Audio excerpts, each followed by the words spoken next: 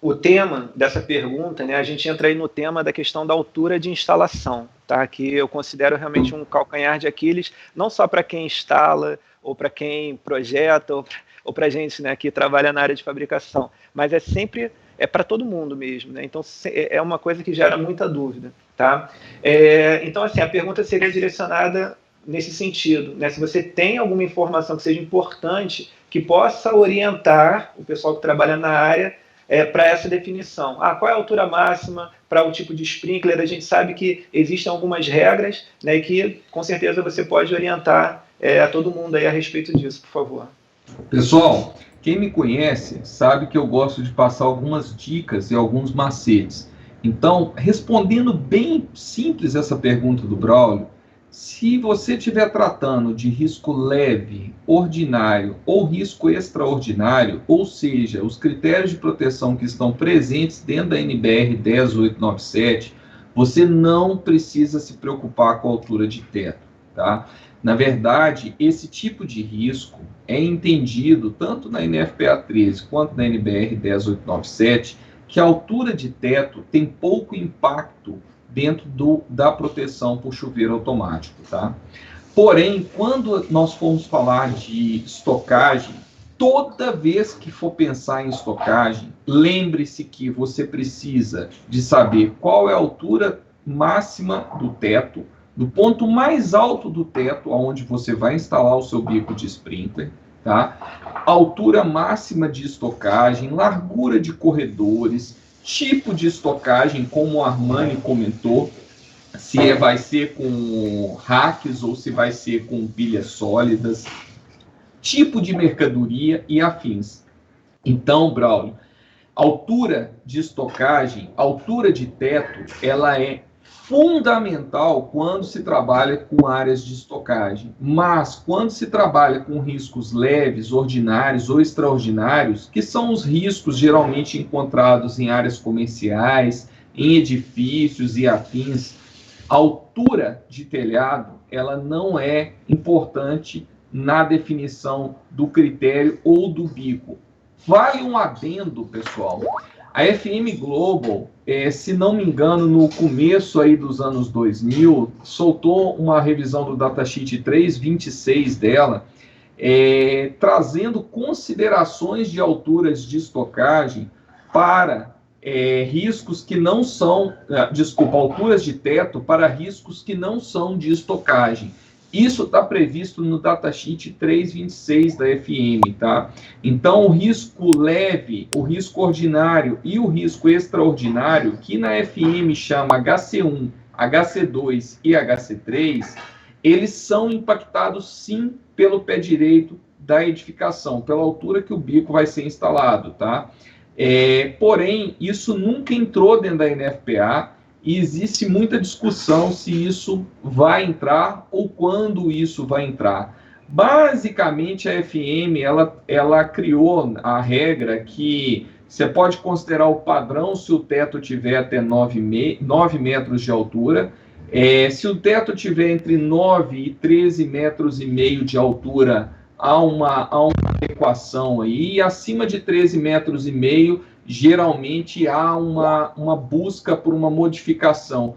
Mas é interessante que a própria FM, a modificação em si, ela não impacta muito em termos de vazão e vazão de água, por exemplo, do seu sistema. O que impacta mais é o fator K do bico. O que a FM, na verdade, ela faz, à medida que o pé direito vai aumentando, ela vai aumentando o fator K do bico de sprinkler. Na verdade, indiretamente, ela quer que você trabalhe com um fator K maior, quando a altura for maior, para a gota de água ser maior. Então, essa gota de água sendo maior, ela vai conseguir mais facilmente vencer a pluma de fumaça quente que vai ocorrer numa situação de incêndio. E num pé direito muito elevado, uma gota de água grande, grossa, ela tem massa para perder no trajeto entre o bico de sprinkler e o toque na superfície que está queimando. Então, basicamente, o que a FM fez foi isso, tá? Mas isso não tem isso na NFPA 13 e não tem na NBR 10897. essa consideração só existe nessas normas para áreas de estocagem. Rafael, eu vou deixar você fazer a observação sua e falo em seguida, ok?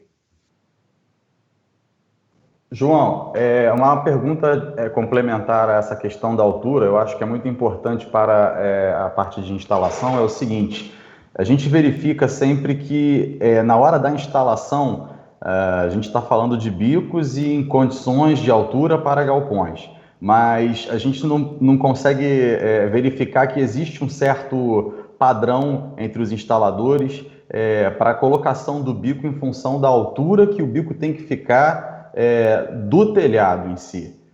Eu acho que isso é importante, faz uma complementação a essa pergunta, porque a funcionalidade do bico está ligada diretamente, né, ao calor que ele está recebendo ali naquele momento. Então, se você puder, complemente para nós aí essa questão, porque muitas vezes a pessoa está vendo ali que tem um distanciamento, mas está pertinho e eu acho que tem como passar. E como instalador, eu verifico que existem muitos erros no mercado e o que a norma pode nos fornecer de informação correta com relação à distância mínima, distância máxima do teto, para que isso tenha um valor dado a quem está instalando a tubulação. Rafael, essa sua pergunta é extremamente interessante e assim, ela vai em contra ao que o Braulio também perguntou, tá? Porque é uma ótima colocação. Porque, por exemplo, vamos partir do seguinte princípio: se eu tenho um critério que fala que o bico pode ser instalado, por exemplo, que a altura máxima de teto é 12 metros, e o meu teto está a 15, eu peguei e instalei a minha rede de sprinkler a 12 metros de altura, eu estou atendendo. Só que você não está atendendo quando você faz isso. O bico de sprinkler, ele tem que ficar próximo do telhado, porque a menos que o incêndio ocorra exatamente debaixo do bico de sprinkler, qual é a probabilidade daquele bico que está longe do telhado conseguir abrir no tempo que ele tem que abrir? Então, esse é um erro muito comum. As pessoas, muitas vezes, principalmente quem está começando a trabalhar com o sistema de sprinkler, quando vai para a área de estocagem, ela começa a ter dificuldades. Muitas vezes ela pega um galpão numa determinada altura que ela não encontra o critério de proteção dentro da norma. E ela resolve esse problema instalando os bicos mais baixos. Não, eu adotei um critério aqui que a altura do bico é 12 metros, a altura de estocagem é 11, mas ok, o meu teto está a 15, então não tem problema, eu instalei meu bico a 12. Pessoal, o bico de sprinkler, ele tem que ficar próximo do telhado, porque o telhado, ele vai receber o calor e vai fazer com que, vai acumular esse calor para que o bico de sprinkler abra. Fazendo uma resposta bem objetiva ao que o Rafael comentou, existe um outro problema, que é um problema o exemplo que eu acabei de citar é um extremo. Mas existe um detalhe que as pessoas muitas vezes não percebem. Um bico, por exemplo, SFR de supressão, a partir do bico K22, ele pode ficar a 457 milímetros da telha, ou 18 polegadas, tá? Em relação à telha do galpão. Só que o que acontece? Quando a gente parte para um SFR em aplicação especial, há uma redução dessa altura. Ao invés dele ter que ficar 18 polegadas da telha, que é 457 milímetros, ele tem que ficar 14 polegadas, que é 356. E muitas vezes o projetista não percebe essa sutileza e o instalador tem um problema na obra, porque se o bico tem que ficar a 356 milímetros da telha, por exemplo, dependendo da altura da terça do telhado, eu não consigo passar com um tubo perpendicular a essa terça.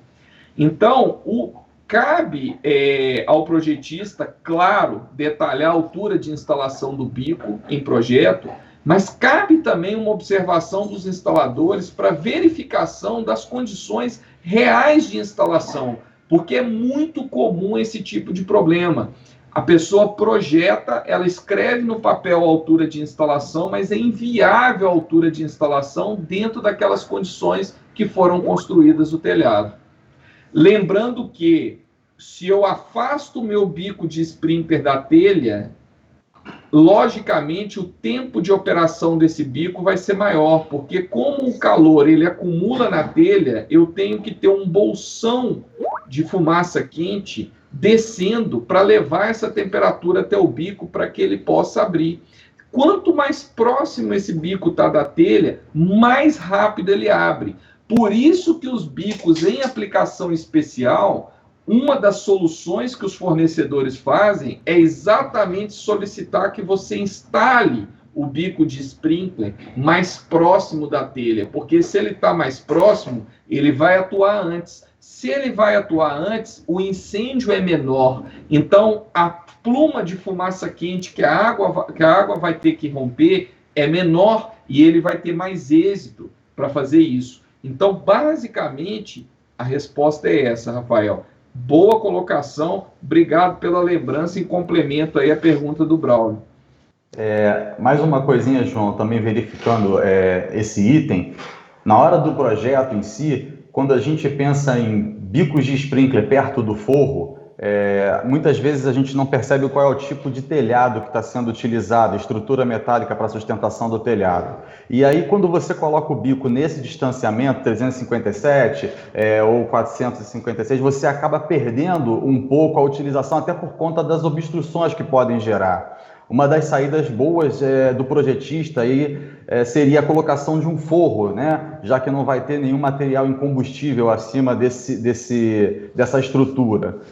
Ou então a possibilidade de gerar uma passagem de canalização abaixo, num as-built de projeto, sugerida pelo instalador, verificando que a forma como foi projetada a colocação do bico não vai ter total desempenho como deveria ter, né?